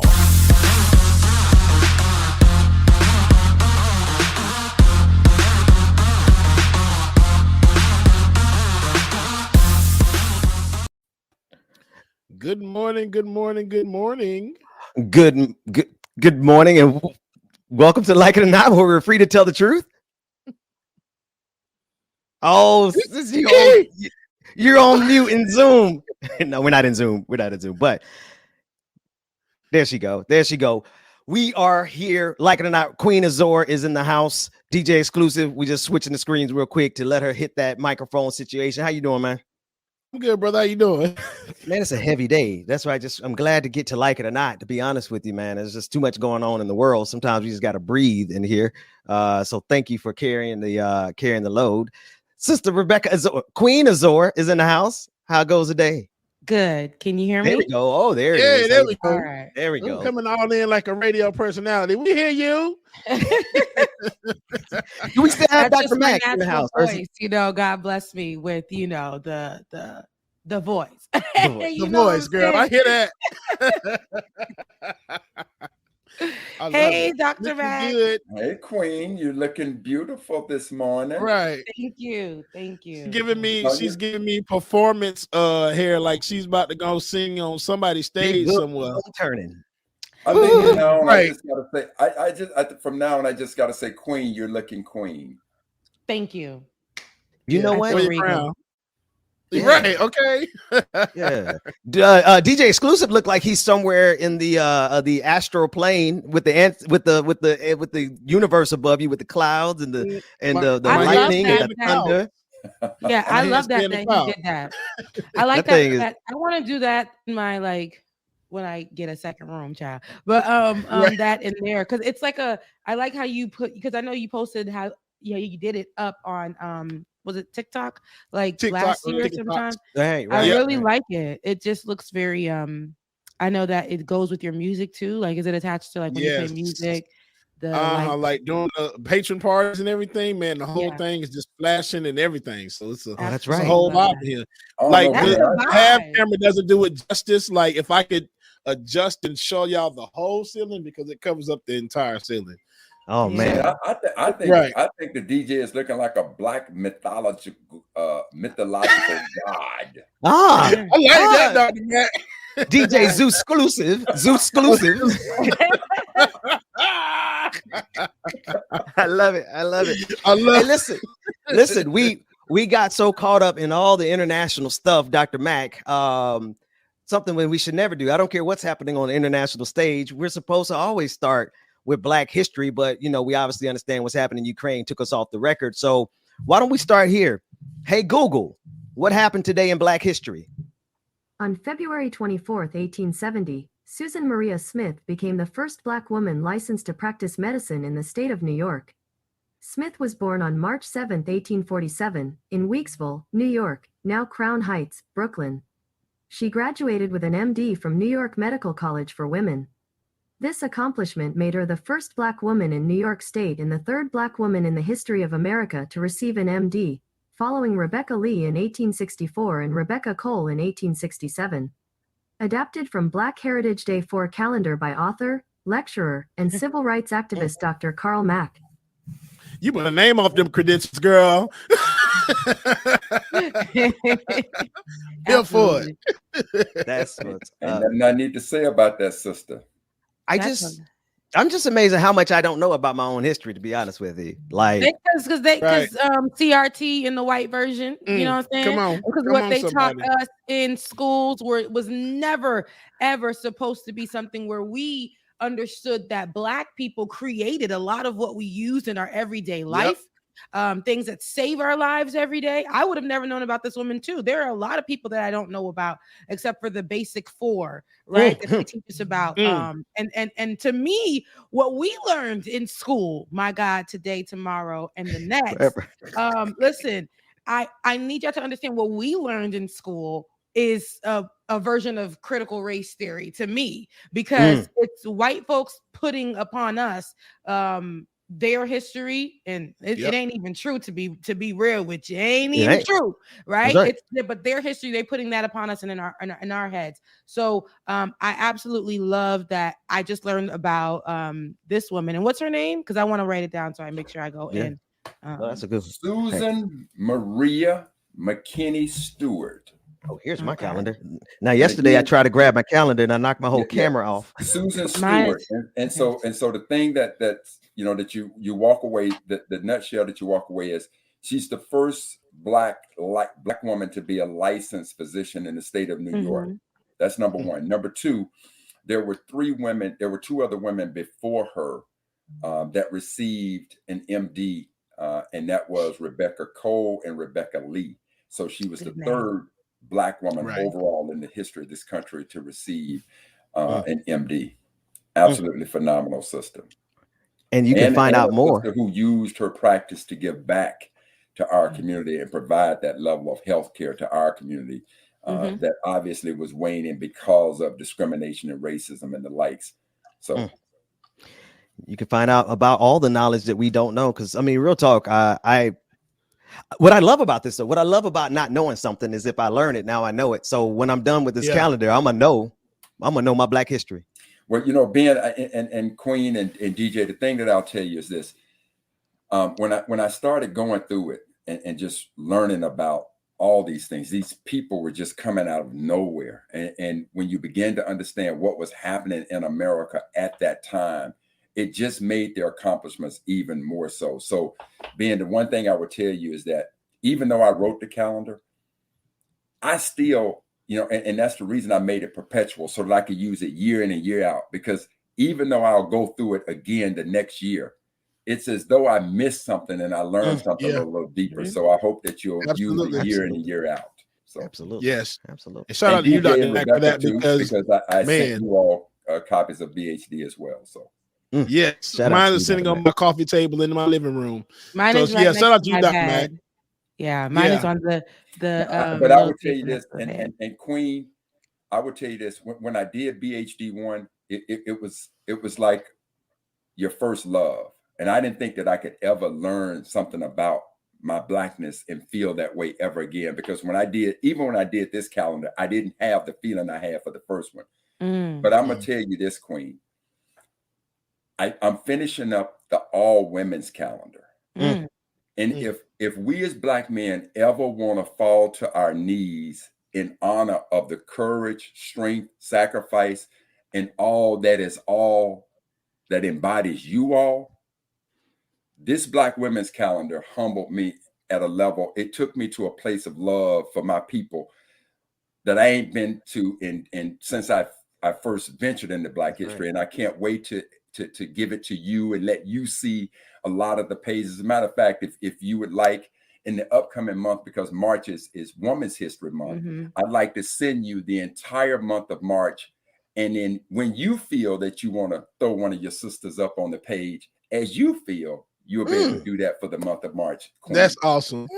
Absolutely. Oh, I can't wait. But you got to get a Hey Google because Alexa tripping. No. I can read it myself from what you're sending me. Because the all women's calendar has not been seen by anybody. So Queen, exclusive. You will have it exclusive. You are exclusive to it, Queen. So thank you. You be the voice yourself. Month, and Queen, I'm gonna say this: you'll be able to do Women's History Month unlike anybody else in the world. Nobody is going to be able to do Women's History Month every day. Black women. That's what you will have the opportunity to do. So thank you so much, and that's exactly. Yeah, that's exactly what I'll do. I absolutely can't wait to have that in my hand and utilize that right here on the show. I'll send you all 30 days of, or however many days in March. You'll have every day of March that features a unique sister and what she accomplished. And it's your world, Queen. It's your world. And trust me, world, baby girl. Yeah, we'll make sure that we do real good with it. I make sure that I do real good with it, especially on this show.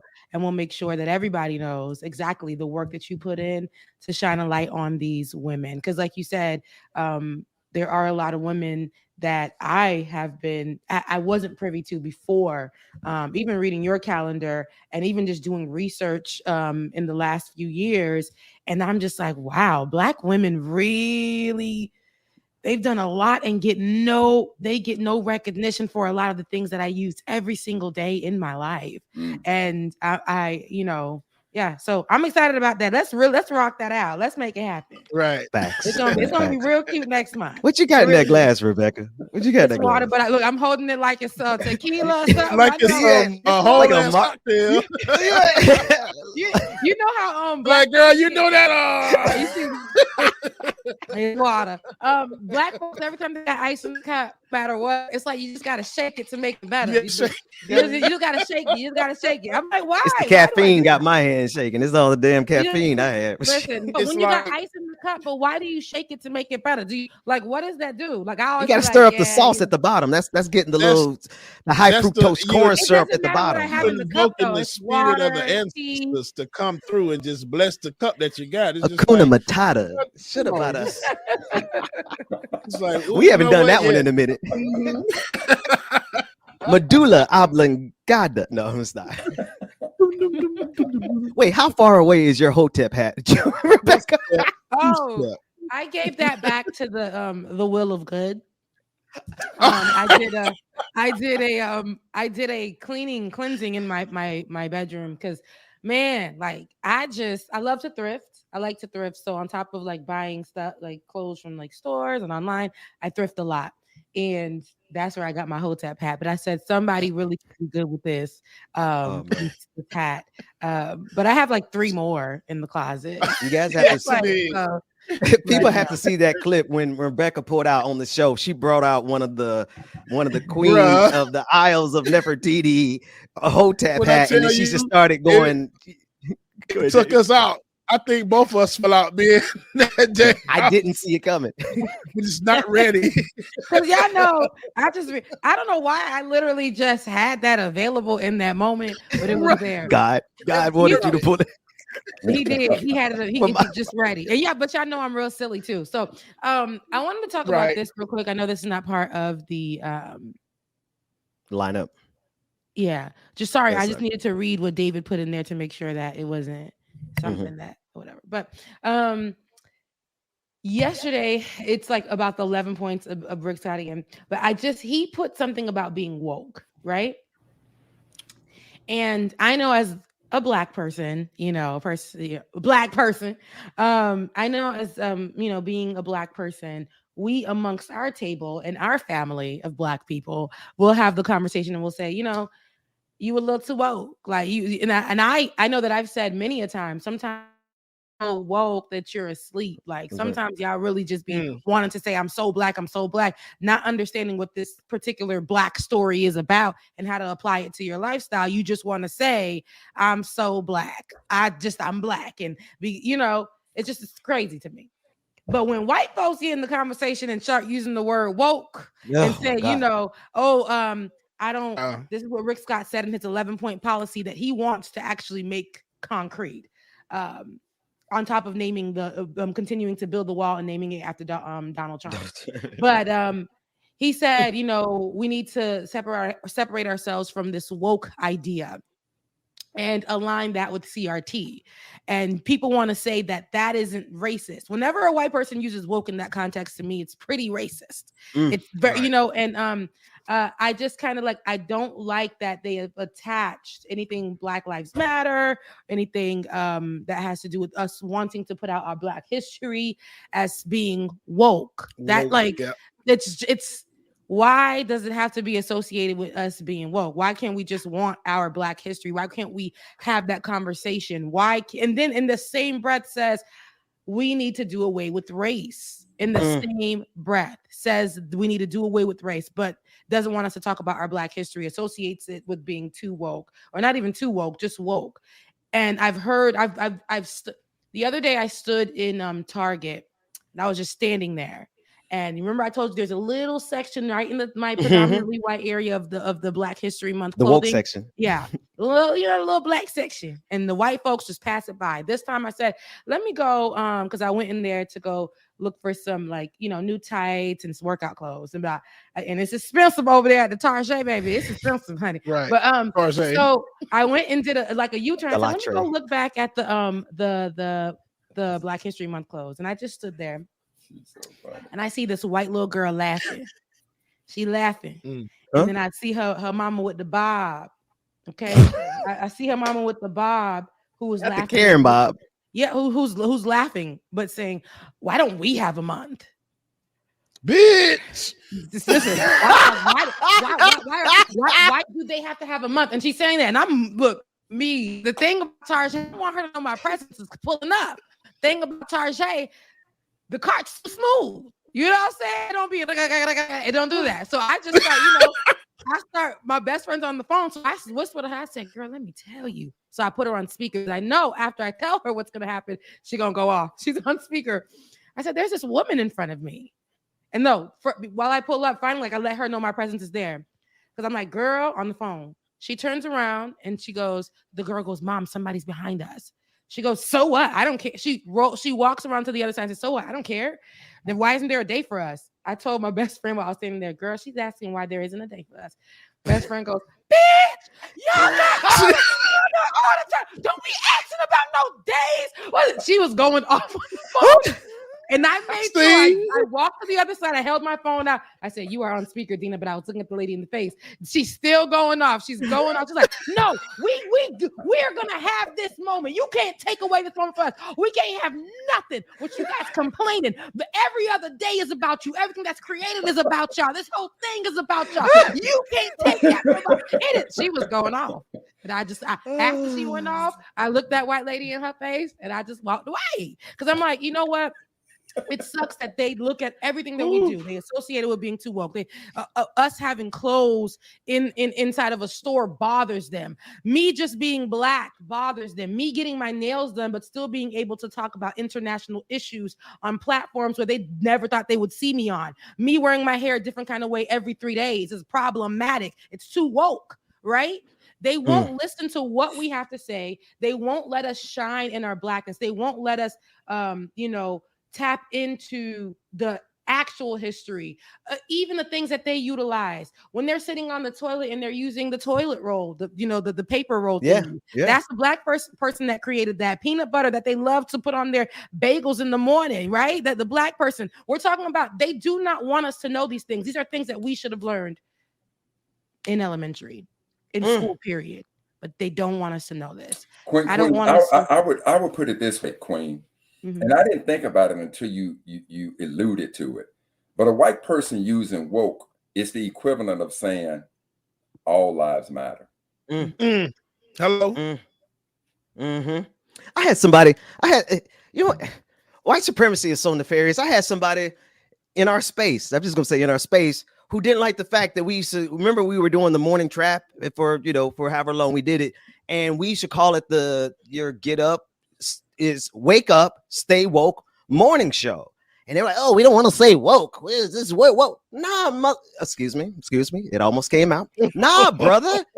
No, we say what the hell we want to say around here. If it makes you uncomfortable, this ain't your space. Sorry, y'all. Every now and then, see, my camera went out. See, God don't want me on the show today. The fans watching. The fans are, oh no, put a plug on them. Put a plug on them. It's too woke, that Negro. It's too woke. Pull the plug. Too woke. HWOKE, baby. Too woke. Listen, I think that if we don't, and we're not, all of the people on this show, on this particular platform, and even the black people that I associate myself with, we are not just woke on this month, but this month allows us to, because now the white folks are listening. This allows us to be able to drop, white folks. It allows us to drop our history and be like, we're going to really hit you with everything black. Not that we didn't do it the month before or the month after. Not that we're not gonna do it the month after, but it's just the fact that now you're listening. It's almost like in Christmas time, right? And I watched when I worked in retail how white rich people would always give in that time. The next month that came, they wouldn't do nothing. They would stop holding doors for folks. They wasn't giving them the money. They wasn't giving them their leftover foods in front of the building anymore. They don't do that. But during Christmas time, they would always give because they felt like they would be blessed for giving. Now, when Black History Month comes along, a lot of, I'll see a lot of white folks hold the door for me, doing the good deed for the black girl. Right. Stuff like that. It be stuff like that. We see all our favorite retailers and companies start throwing kente cloths on things. You see what I'm saying? This is what happens. So now, since you're listening, we're going to drill inside of you the Black history. Since you're listening. Oh, the watered down Black history. No, we're not going to water it down. We don't give it to them watered down. We give. Oh, no. I think I lost track of your story. You were talking about us, not them. Okay, I'm with you now. All right. Yeah. So I'm with you. My bad. It's just been. I'm just all hearts and minds are clear. I am somebody's auntie. Right. I just I'm about to look like somebody uncle. I'm just like, damn, I am somebody uncle. Huh? Lips black with a black and mild, hang out my lips. This is the black experience that you're going to get in the morning time show. I can tell you that much, damn it. But I just want to. I know Rebecca gets uncomfortable when I do this, y'all, but I was so proud to see Rebecca on the Hill Rising yesterday, handling her business. They don't see her coming, but they definitely felt her when she left. Y'all give it up for my sister from another mister, Rebecca Azor. They called me this morning. I said, I got a show. I said, I got a show. They're trying to get you back, Rebecca? They call me. They be calling me every day. But I have a show, sweetie. I told you, Mondays only. Yeah. Love you, be there. Okay. I'm over there. I pay. So look, Ben, I think when I saw This you is my do that job. yesterday, you kind of brought that Love Jones. Isn't that a Love Jones kind of thing? When we... Yeah, because I'm from the church. If you let me, I'll be out here. So I'm trying to act like I ain't a church boy and do this. All right, we got can't just regular clap. I got it from you, James. You did it on the show one day, and I was like, you know what? That's a good idea. See, now that's what I get for taking the lead. Man, y'all know I do stuff on this feels show. good to you. When it feels good to you, when it's poetic, when you're feeling it and you're shining on. Rooter to the tutor. But it's like it's like a different, Chitty bang, Right. bang, bang. I think I got to tilt my head over Mm-hmm. Right, that makes it real black. This is damn light skinned people. Always let me stop. Like, That is my dog. I want to know what is the occasion that you wearing a tie today? I know. Right. I feel so Dr. Mac over here. I'm like, damn, Dr. Mac. Okay. And I got on a damn hoodie. I was like, wait a minute. What the hell? I had on a shirt and tie. I had on a suit and tie yesterday and Grace jogging pants. And then I come on this morning and Brother Mac got on a tie. And I'm like, well, damn, now I look like I don't know what I'm doing here. I look like the unprofessional. That's because I saw you with the tie on yesterday. And I thought to myself, maybe if I put a tie on, it may restrain me from telling somebody when a situation occurs, the next time that mystical, magical, it calmed me down a little bit. So, No, you're right. You're right. What we wear kind of does lean towards how am I feeling that morning. So, Rebecca. Yeah, but my ass don't put on. Y'all ain't ever catch me in no certain time. I'm sorry. I know y'all mean it. Wait. We did on one episode. When you did the musical feature. You brought your homeboy. You brought the artist in. I got to tell you, I think the other thing that hit me was, I think Letter Hack was messing with my psyche. When we all had the award ceremony, and Letter Hack had us up there, and we were all looking, in tuxedos and after, we had the sisters had the gowns, we were looking all formal. I think somewhere Letter Hack, you got inside my head right there. And I woke up this morning because I was asking myself, why am I getting a tie? And I kept seeing that image that you put up there, Letter Hack. You look good in your tie. You look good in your tie. And Ben, you look just like that the other day. Looking like the whole FBI agent. Y'all gotta understand something. He was Secret Service. Listen. That's how I dress on a regular basis. But this morning, like I was out at the at my meditation spot, and I was arguing with the world, so I just did not have enough time to put on some real clothes. But I just saw a video that I think we should talk about. Rebecca, I don't know what you mean. It was there was a lot going on in that clip. It was giving me a show. It was giving me a movie, a cinema. Is my mama gonna call me in the middle of this clip, James? No, it's not. So, y'all a background story. Over the weekend, I went to Florida for a birthday party. DJ'd a 50th birthday party for a good friend's mom, basically my second mom as well too. So one of our friends and a friend of their family that's like a brother, every time we do an event or a party, we always end up singing against each other, doing some kind of karaoke. So when he came over to the DJ booth, he was like, Bub, let me get the microphone. Challenge. I'm like, wow, what you about to do? He was like, man, you know I'm about to sing. I'm like, okay, here we go. So he kept asking me for this song all night long. And he's like, Bub, man, play the song. And I'm like, okay, I'll play the song. So once I started playing, he got up on stage getting ready to sing. I'm like, oh, okay, I know what I'm about to do. So I got my ass from behind the DJ booth, and this is what happened. Challenge.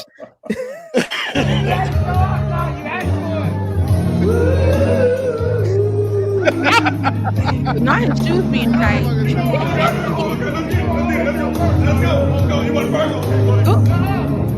Come on, New Edition. Bubba got clothes on. You gotta sing, Bubba.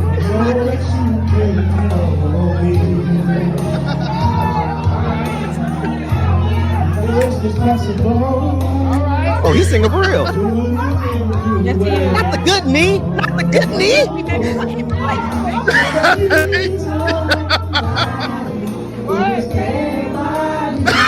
We got it all hanging out.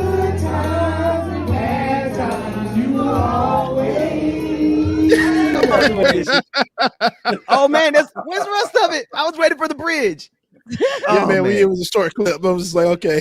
There it is, Dr. Matt. That's why you do that. We pull back the love, Joe Steve. Man, Right. May I have the confidence to wear my belly out like that at the beach one day? That's some confidence. I love my it. belly out in the streets like that one day. I need that. Hey, look, be ready, body out. when I went to Jamaica, I had no choice. So it was like you got to take all your clothes off in one beach. So I had no choice. So yeah. Oh, was it like a nude beach? I refuse to answer the question on the grounds that it might incriminate me. But yeah, no. But praise the Lord. Yes, so yes, it was like a nudist resort, basically. Yeah, yeah. I think I would do a nudist resort nowadays. I'm here for it. I don't want to see There's a lot going on. Hanging. Like you gotta be we gotta get to the after party to finish that conversation because you gotta be prepared to go to the. You can't just pull up. See everybody swinging and hanging on the beach, baby. I just you gotta make included. Look, and when I tell y'all, it was a senior citizens convention. Oh my Jesus! No. All white people means we're going to the after party. Booze be looking like eggplants. I can't look, liver spots and low hangers. That's all you see. Liver spots and low hangers. No.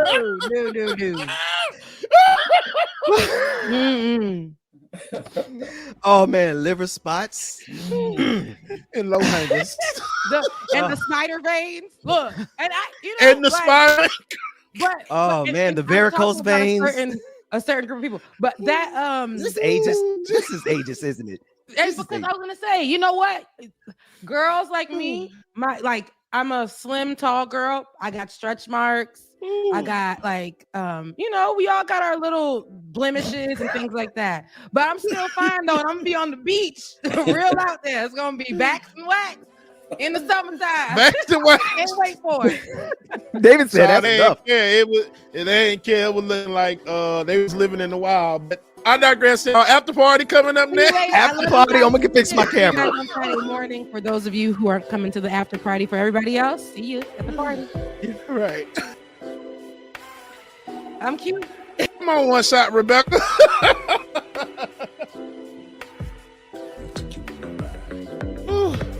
All right, y'all. After party is starting up next, man. We thank y'all so much for joining us this morning. We hope that y'all enjoyed it. Like we did. Make sure that y'all stay tuned. After party is coming up next. If you're not at the after party, we will see y'all in the morning. Your affirmation for the day is, coffee. Your affirmation for the day is, I can accept the lesson that my pain is trying to teach me. Okay, you better say that. I can accept the lesson that my pain is trying to teach me. Y'all can be great, man. Love y'all. Mean it. We will see y'all in the morning if we don't see you at the after party. Deuces. Can't stop, won't stop. Can't stop, won't stop.